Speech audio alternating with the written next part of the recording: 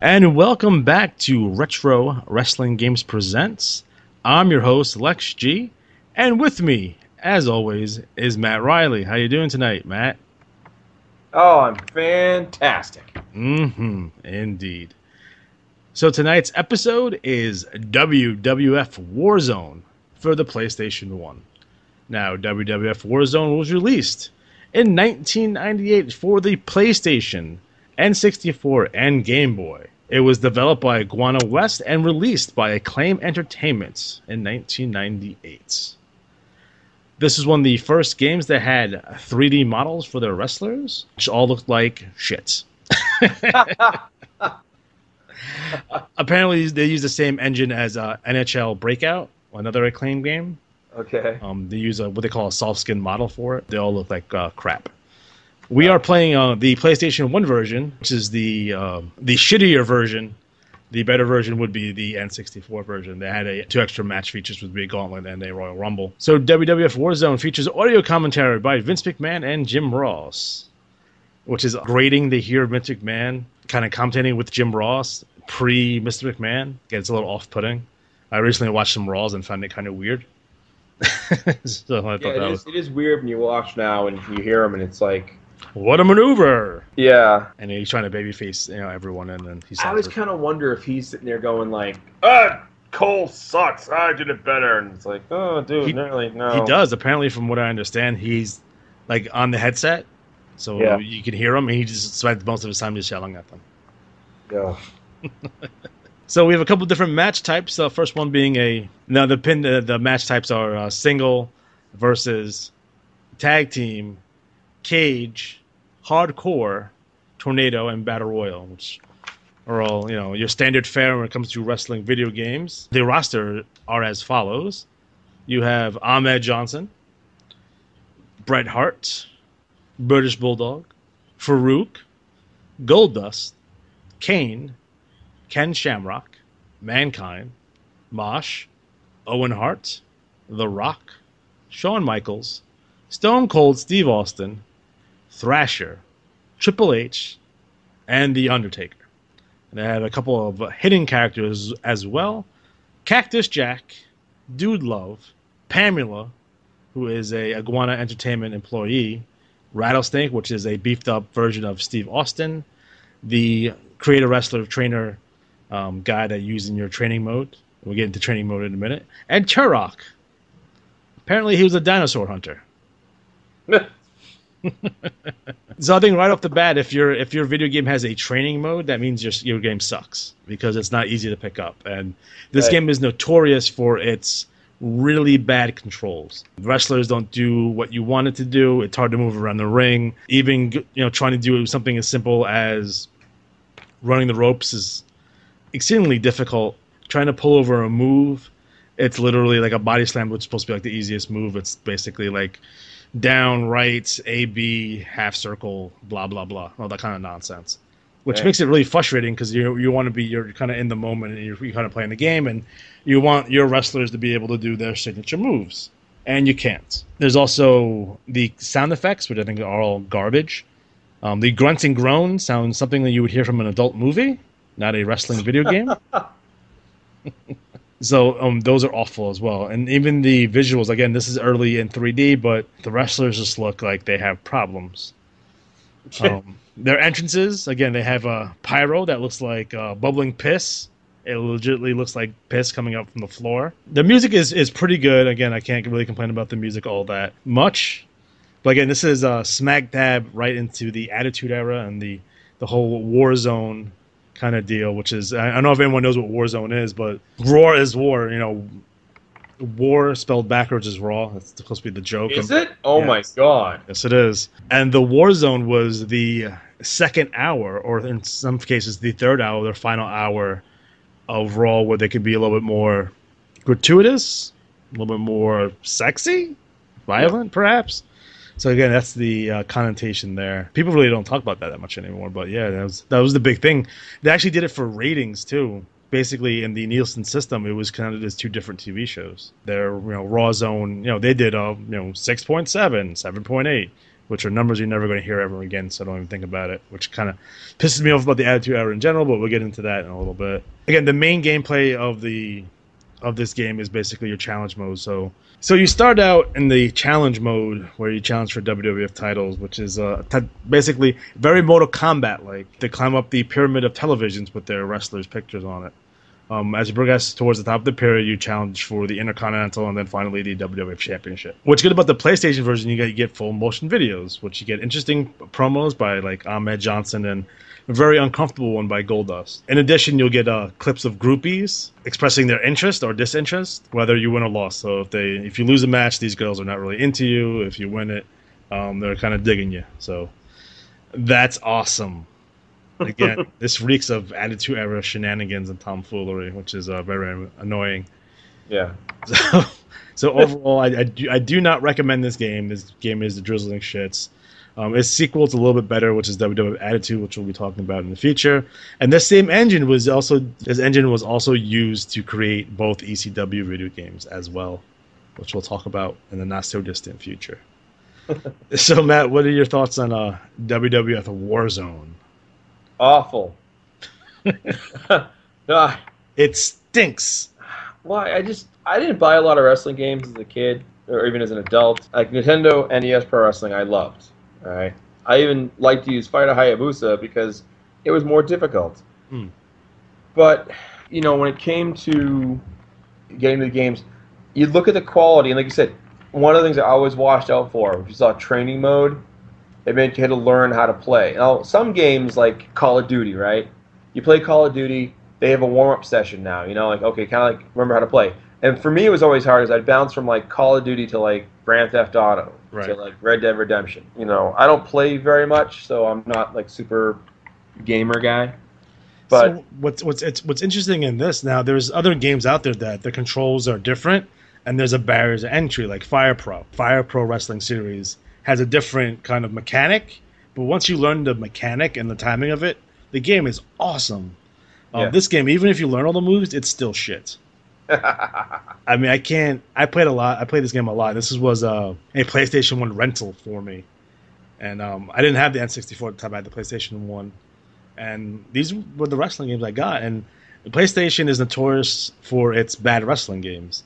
And this is right on top of that, right on top of the shit pyramid lies WWF Warzone. Now, there's some other games that are pretty bad too, but with the quality of wrestlers in there, again, wrestling was hot, right? This is like their peak for this era, and you get this game that's the drizzling shits. And again, it goes back to that LJN Acclaim Entertainment like bullshit that they couldn't get a good publisher, and they're supposed to be the top wrestling promotion in the world, and they get these shitty games. Mind you, WCW is putting out better games.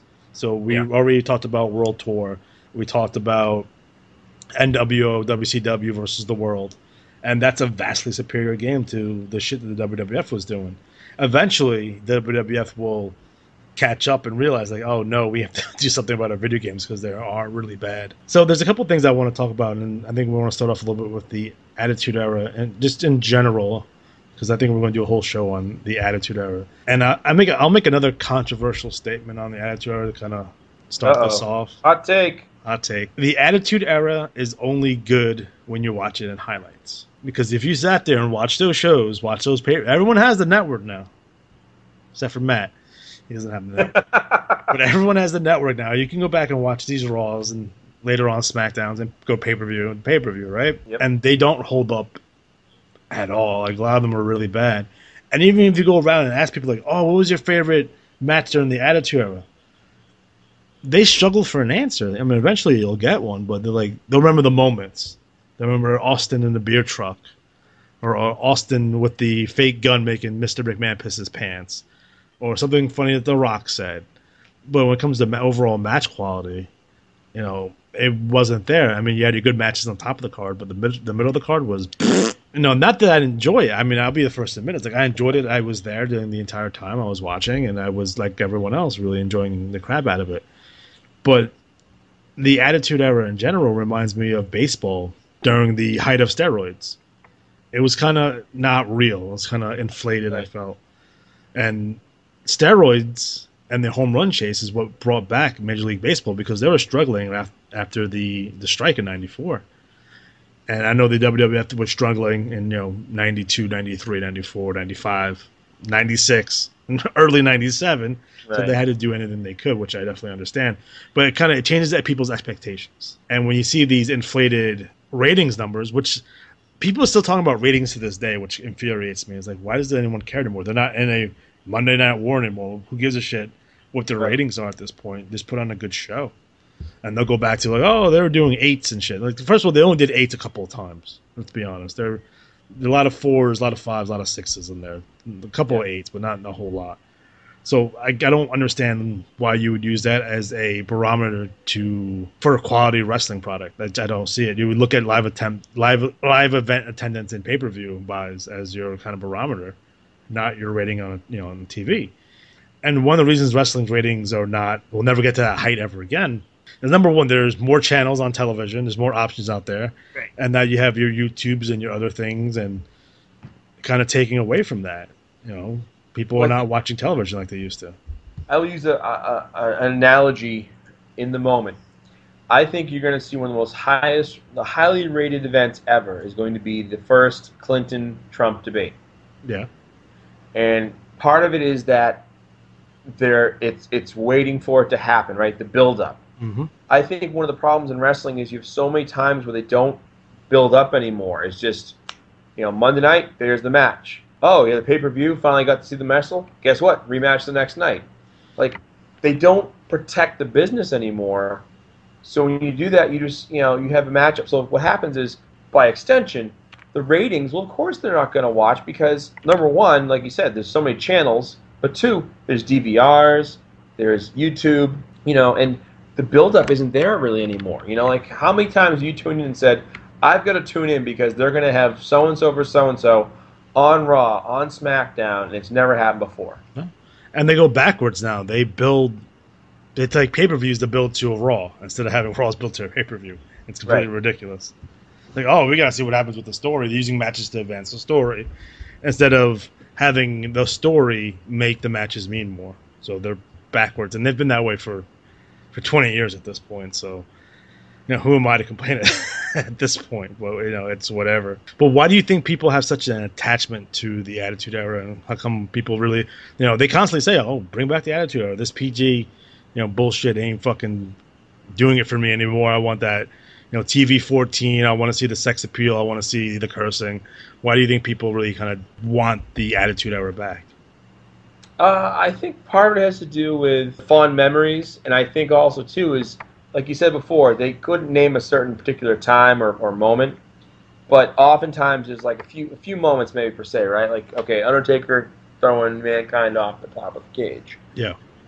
But it's also the variety of characters, the personalities, the build-up. Right now they are so stifled creatively that when someone like CM Punk comes along and is like, screw this mic, I'm going to say what I want, it stands out.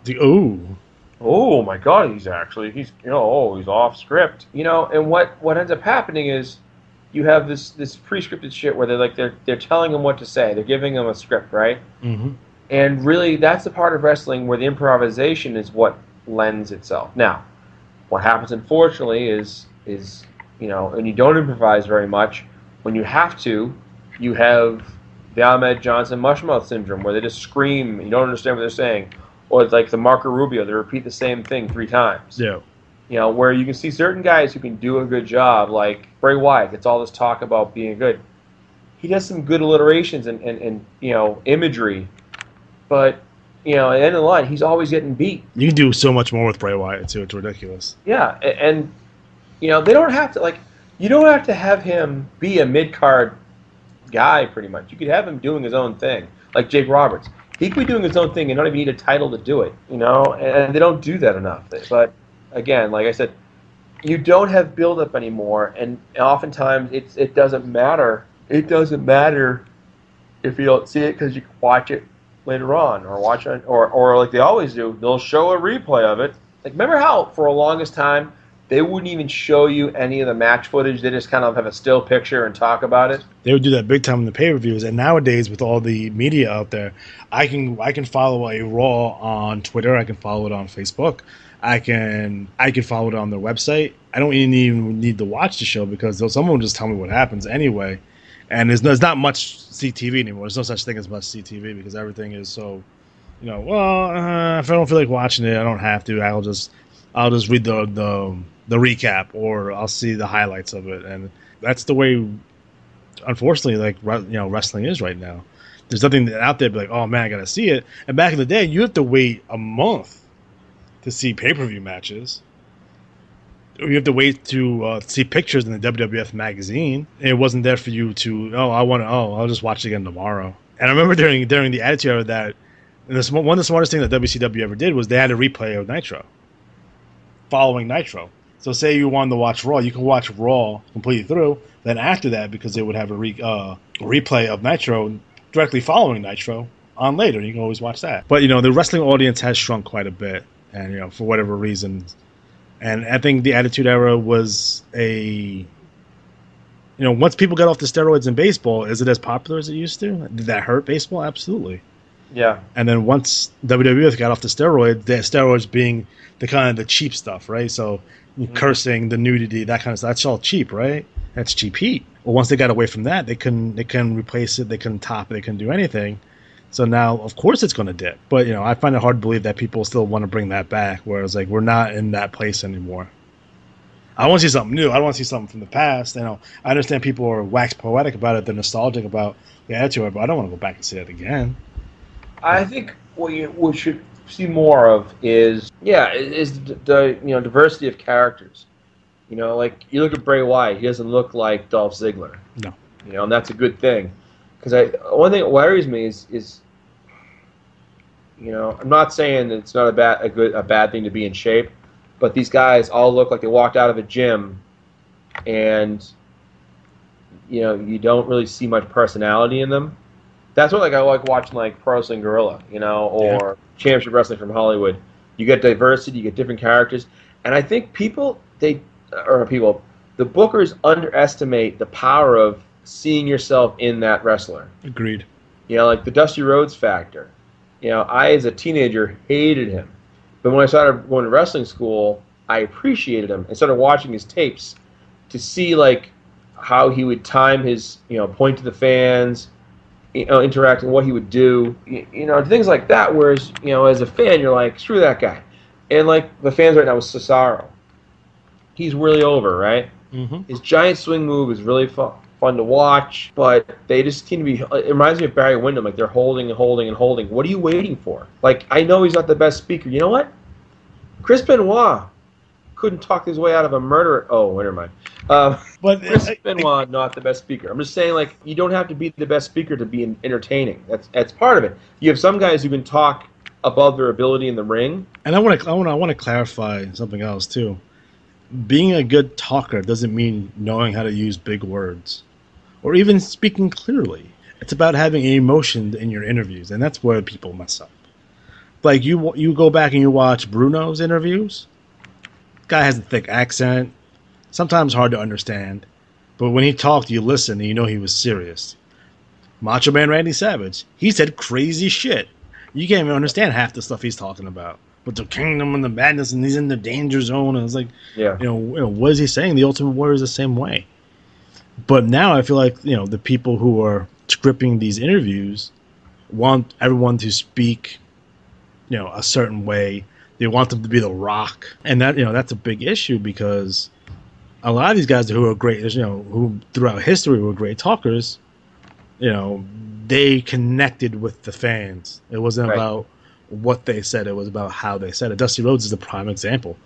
Listen to a Dusty Rhodes interview. What is he talking about? Saying wild stuff, and it was about his connection to the fans. And I think that gets lost when you have these scripted interviews. Even the heels, they're like, "Oh, I'm a bad guy. Why are you a bad guy?" You can't script be cocky. You can't write that down. But a guy who does that super well is Kevin Owens. He's the best heel in wrestling right now. Period. I think what they're missing, and it sounds maybe hokey to say this in a way, but every interviewer is a sissy. Yeah, no one's tough. Do you think Gordon Solie would let the wrestlers treat him that way? No. Yeah, Come in and ask leading questions. Don't just ask these open, well, what brings you here tonight? What do you think brings him here tonight? He's on the wrestling show. Like the Terry, you need someone to just let loose. And, they could even do it. This is what always kills me is, you know what? Have the guy, let's say like Dolph Ziggler came in, right? And Dolph Ziggler comes in, and they're asking him about his match against Ambrose. Instead of sitting there and like just giving this, whatever patent response, have him go up to the guy and take the earpiece out of his ear and go, I don't want to hear what they're telling you. I'm going to say what I want to say right now.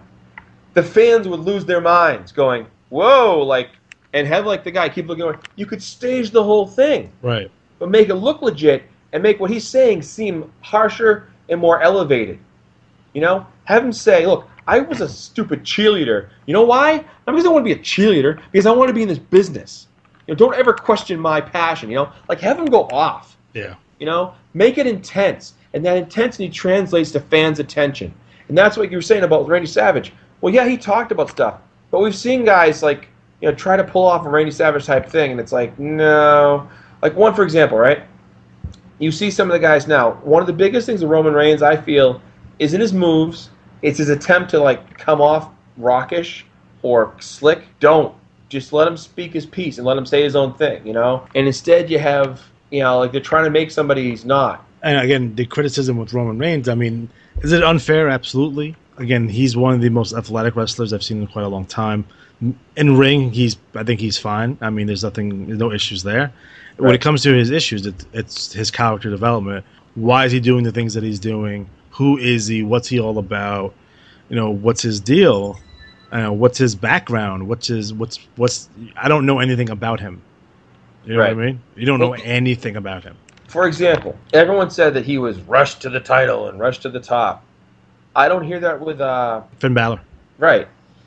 You don't, The big difference between him and Finn has a fully realized functional character. And that's why NXT it's great because you're getting these guys ready to go. Yeah. And they come up to the main roster with a character already developed, ready to roll. You're not trying to learn on the job. These guys can go. So it's like, okay, Finn is now, in the title match, which I called, by the way. If you look on one of my shows, they called that he should be fast tracked to the main event because he can go.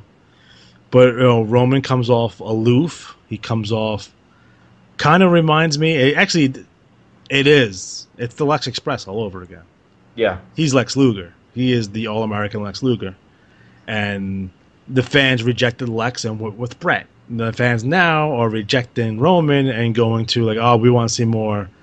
And there's a couple different guys. We're we want to see Seth Rollins. We want to see Dean Ambrose. We want to see Kevin Owens. We want to see Sami Zayn. We want to see Finn Balor. So down in the pecking order, he's 7th or 8th down the line. And it's not his fault. They just put him in a bad spot. They should never put him in that position to begin with. And I know there's a lot of really passionate Roman Reigns fans, and I understand why you guys like him, but they have to do a better job of tell me about your past. Tell me a little bit about yourself. You know what I mean? Why don't you do weekly little vignettes on him? This is Roman Reigns. This is what he had to do to get here. He was trained by his uncle or whoever trained him. As part of these wrestling. They briefly mentioned it on TV that he is The Rock's cousin, or he's the Usos' cousins, and he's related to this wrestler or that wrestler. They barely even scratch the surface on that. Yeah. He looks good. He can wrestle good. He can talk. All right, well, let's give him the thing. And it's no, you didn't tell me anything about him. It's literally Rocky Maivia. They remember what happened to Rocky Maivia, and that's why they get the calls to turn him heel because it works for The Rock. But I don't think turning him heel is going to work for him because even as a heel, you don't know what he's about. Make you ask the questions hey, listen, we need to have squash matches again. You think that's something that's viable in today's society? We've been seeing a little bit more of those as of late. I keep thinking what have happening now is you have a formula or a system with no external pressure.